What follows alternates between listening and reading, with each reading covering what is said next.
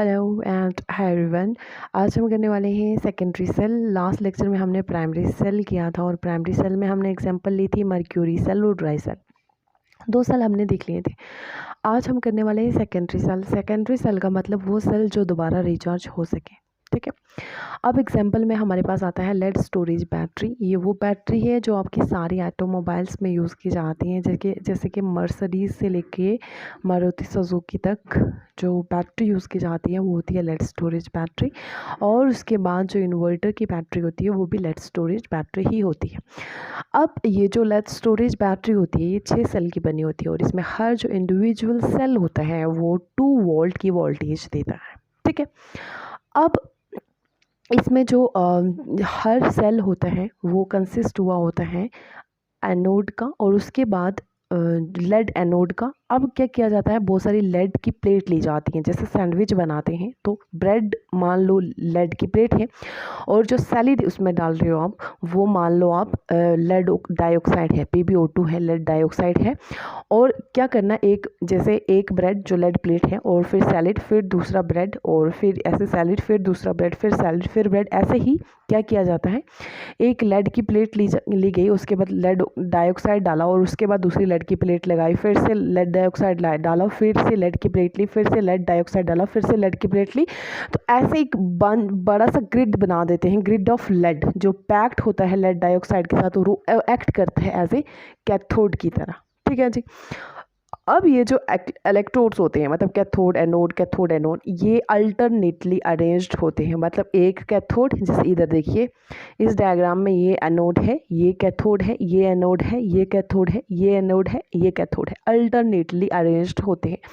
अब इनके बीच, इस कैथोड और इस एनोड के बीच एक सेपरेशन के लिए एक थिन वुडन या फिर fibre glass sheet, wooden sheet रखी जाती है। एक पतली सी वुडन शीट होगी या फाइबर ग्लास शीट होगी।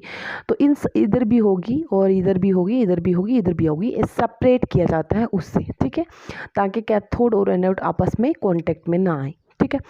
अब उसके बाद इन सब कैथोड और एनोड को सस्पेंड किया जाता है। किस में डिप किया जाता है, किस में डाला जाता है, डिल्यूट सल्फ्यूरिक एसिड में।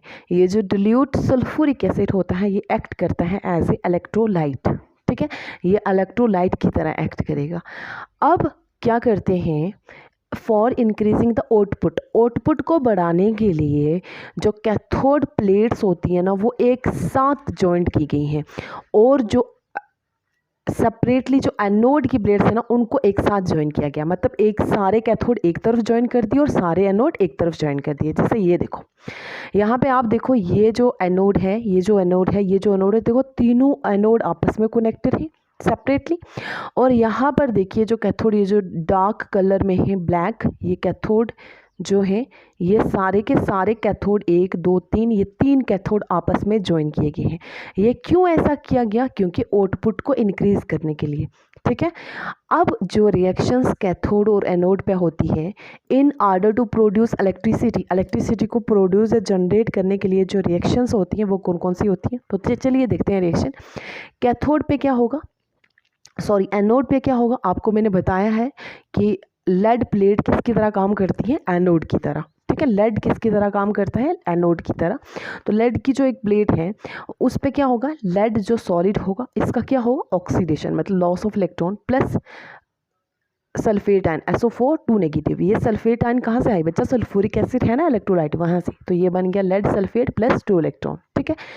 कैथोड पे क्या होगा, कैथोड पे आपको पता है बीच में सैंडविच की तरह, जैसे सैंडविच होती है ब्रेड और सैलेड, वैसे ही यहाँ पर लेड प्लेट और लेड डाइऑक्साइड होता है। तो ये जो लेड डाइऑक्साइड है सॉलिड, ये भी सल्फेट आयन के साथ रिएक्ट करेगा। और यहाँ पे क्या होगा, रिडक्शन क्या होता है, gain of electron, 2 electron gain करता है, प्लस H पॉजिटिव, ये बना देगा lead sulphate plus 2 time water, ठीक है। अब ओवरऑल रिएक्शन की बात करेंगे तो यहाँ के 2 इलेक्ट्रॉन और यहाँ के 2 इलेक्ट्रॉन कैंसिल हो जाएंगे। बाकी क्या बचा हमारे पास, लेड सॉलिड, ठीक है, रिएक्टेंट पे, फिर लेड डाइऑक्साइड, ठीक है। अब क्या बचा, और ये जो 4 हाइड्रोजन है ये बचे 4H प्लस। उसके बाद देखो एक सल्फेट यहाँ है, एक यहाँ है, तो 2 सल्फेट हो गए, ये ऐड हो जाएंगे तो 2SO4 2 नेगेटिव, ठीक है, एक्वस में। फिर से आगे प्रोडक्ट की तरफ जाएंगे, तो प्रोडक्ट में देखो बच्चा जी, एक लेड सल्फेट ये है, एक लेड सल्फेट ये है, 1 1 कितने हो गए 2, तो 2 lead sulphate plus 2 time water liquid, ठीक है। अब देखिए, व्हेन डेंसिटी फॉल्स बिलो 1.20, ठीक है, ग्राम पर सेंटीमीटर क्यूब, तो बैटरी नीड्स अ रिचार्ज।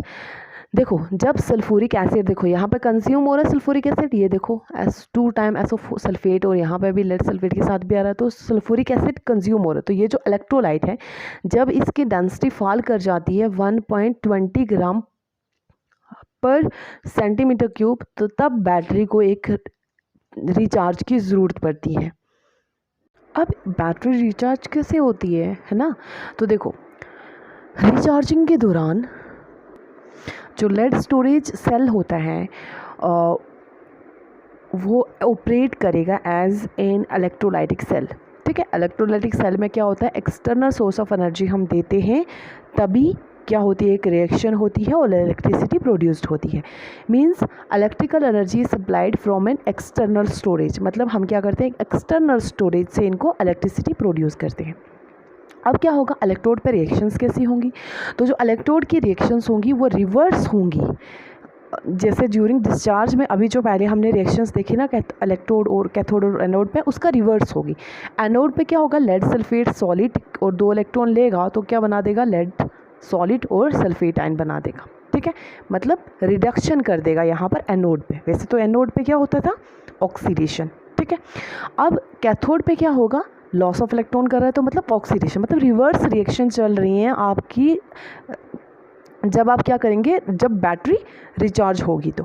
तो lead sulphate plus 2 time water, तो ये क्या बना देगा, lead dioxide sulphate ion 4H plus proton और 2 इलेक्ट्रॉन। ओवरऑल रिएक्शन देखें तो यहाँ पर देखो 2 टाइम, क्योंकि एक ये और एक ये, 2 time PbSO4 solid plus 2 time water, यहाँ के ये इलेक्ट्रॉन 2 और यहाँ के ये 2 कैंसिल हो जाएंगे, यहाँ पे लेड सॉलिड बचा, लेड डाइऑक्साइड बचा, और ये एक और एक 2 हो जाएंगे, तो 2 टाइम सल्फेट आयन लिख दिया, और उसके बाद 4H प्लस हो गए, तो ये चीज़ें हमारे पास बची। मतलब अब पॉसिबल कैसे है कि बैटरी को रिचार्ज करें, तो देखो जो लेड सल्फेट बना, ठीक है, जो लेड सल्फेट बनता है डिस्चार्ज के दौरान, रिचार्ज के दौरान नहीं, डिस्चार्ज के दौरान, जो रिएक्शन हमने पहले देखी थी, वो सॉलिड होता है और स्टिक कर जाता है इलेक्ट्रॉन के साथ। तो इसी तरह, इसीलिए जो लेड सल्फेट होता है वो या तो इलेक्ट्रॉन रिसीव कर सकता है या तो इलेक्ट्रॉन दे सकता है इलेक्ट्रोलिसिस के दौरान। अब जो लेड स्टोरेज सेल है वो एक्ट करता है as an electrochemical cell. Electrochemical cell मैंने अभी आपको पढ़ाया नहीं, ये हम लेक्चर में देखेंगे। इलेक्ट्रोकेमिकल सेल की तरह डिस्चार्ज के दौरान, और एक्ट करता है इलेक्ट्रोलिटिक सेल की तरह रिचार्ज के दौरान। मतलब अभी जब बैटरी रिचार्ज होगी तो ये इलेक्ट्रोलिटिक सेल की तरह काम करेगा, और जब ये मतलब डिस्चार्ज होएगा तो तब ये किसकी तरह काम करेगा, इलेक्ट्रोकेमिकल सेल की तरह काम करेगा। अब ये जो 2 रिएक्शंस हैं, ड्यूरिंग डिस्चार्ज और ड्यूरिंग रिचार्ज, ये दोनों रिएक्शन देखो, जो एनोड पे यहाँ अभी हो रही है, यहाँ जब रिचार्ज होगी तो उससे रिवर्स रिएक्शन हो रही है। मतलब जो लेड सल्फेट प्लस 2 इलेक्ट्रॉन थे, वो लेड सल्फेट 2 इलेक्ट्रॉन यहाँ आ रहे हैं, और ये वाली चीज़ उधर बन रही है। तो दोनों रिएक्शन देख लीजिए आप, एक रिवर्स वे में बन रही हैं। अब एक चीज़ जो आपको याद रखनी है कि जो लेड स्टोरेज बैटरी है उसमें एनोड कौन सा होता है, लेड, वो मैंने यहाँ पर लिखा हुआ है, और कैथोड क्या होता है, लेड डाइऑक्साइड, इलेक्ट्रोलाइट क्या होता है, डिल्यूट सल्फ्यूरिक एसिड। ये 3 चीज़ें आपको याद रखनी है। अब इसके बाद ये एग्जाम्पल थी लेड स्टोरेज बैटरी की सेकेंडरी सेल की। एक दूसरी एग्जाम्पल जो है वो लिथियम आयन बैटरी, जो आपके सेलफोन में बैटरी यूज़ की जाती है वो होती है लिथियम आयन बैटरी, ठीक है। तो पहले आप आज के लिए इतना ही, वो एग्जाम्पल आप चाहो तो करो, चाहो तो ना करो, डेट्स यू ओन विश। तो स्टिल मैं बता दूंगी कल, और कल हम करेंगे एक वो एग्जांपल ले लेंगे और दूसरा फ्यूल सेल लेक्चर में देखेंगे, ठीक है। और इसके बाद 1-2 टॉपिक और इस यूनिट का बच जाएगा। तो आज के लिए इतना ही, थैंक यू।